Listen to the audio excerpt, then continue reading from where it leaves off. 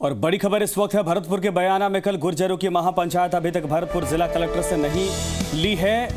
Undertaking देने पर ही गुर्जरों की महापंचायत हो सकेगी। केवल 100 लोगों की अनुमति के बाद ही गुर्जरों की महापंचायत। गुर्जर आरक्षण संघर्ष समिति ने अभी तक नहीं मांगी है अनुमति।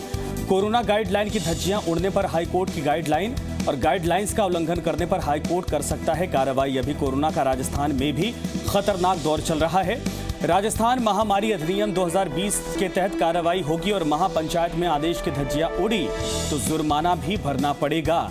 गाइडलाइन के मुताबिक गुर्जर नेता रास्ता या ट्रेन की पटरी को नहीं रोक सकते। ये बड़ी खबर इस वक्त सामने आ रही है। आशीष चौहान इस वक्त हमारे सहयोगी फोन लाइन पर जुड़े हैं। आशीष, क्या कुछ जानकारी है? अभी तक अनुमति लेने की खबर नहीं है और कल पूरी महापंचायत की तैयारी हो चुकी है। देखिए, जिस तरीके से बयाना में महापंचायत का फैसला गुर्जर समाज ने लिया है, उसी के बीच ये खबर ये आई है कि गुर्जरों ने अभी तक अनुमति नहीं ली है। भरतपुर जिला कलेक्टर से ये अनुमति लेनी थी और उसमें भी केवल 100 लोगों को ही जो महापंचायत है उसमें शामिल करने की अनुमति मांगनी थी, लेकिन अभी तक ऐसा कुछ भी नहीं किया है। और इस संकट की घड़ी में नेशनल डिजास्टर मैनेजमेंट और राजस्थान महामारी अध्यादेश है, उसमें किसी भी तरह की सभा आप आयोजित नहीं कर सकते हैं। केवल और केवल 100 लोगों को ही इसमें परमिशन है।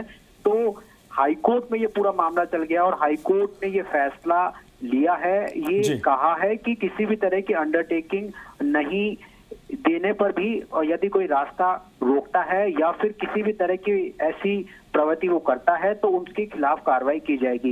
यानी कि गुर्जर समाज अब एक तरीके से कहा जा सकता है कि वो आंदोलन पर कहीं ना कहीं ब्रेक लग सकता है, क्योंकि पूरा मामला हाईकोर्ट में चला गया है और हाईकोर्ट की जो सुनवाई है, अगली सुनवाई वो 11 नवंबर को फिर से होगी। यानी कि गुर्जर समाज के लिए बड़ा झटका है और कहा जा सकता है कि गुर्जर आंदोलन जो जिस तरीके से भरतपुर बयाना में किया जा रहा था उस पर कहीं ना कहीं संकट के बादल भी मंडराते हुए नजर आ रहे हैं। देखिए, राजस्थान सरकार ने कई बार गुर्जर समाज को आरक्षण देने की कवायद भी की है और लगातार सरकार का यही प्रयास है और गुर्जर संघर्ष समिति से लगातार बातचीत के प्रयास भी कर रहे हैं। अशोक चांदना खुद कर्नल किरोड़ी सिंह बैसला से मिलने भी पहुंचे थे, लेकिन अभी तक बात नहीं बन पाई है। लेकिन सबसे बड़ी बात यह है कि कोरोना काल के मुश्किल घड़ी में ये आंदोलन पूरी तरह से जो नहीं हो सकता है। जिस तरीके से कोर्ट का हवाला देते हुए सरकार ने भी ये कहा है कि यदि ये आंदोलन होता है तो उनके खिलाफ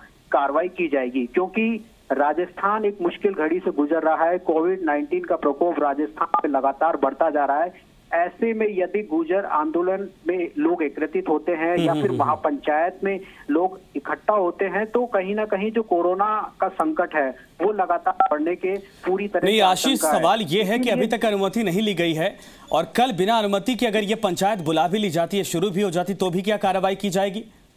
बिल्कुल निश्चित तौर पर हाईकोर्ट के ये आदेश है कि कोरोना की जो गाइडलाइंस है यदि उसकी धज्जियां उड़ती है तो उन तमाम गुर्जर नेताओं पर कार्रवाई होगी।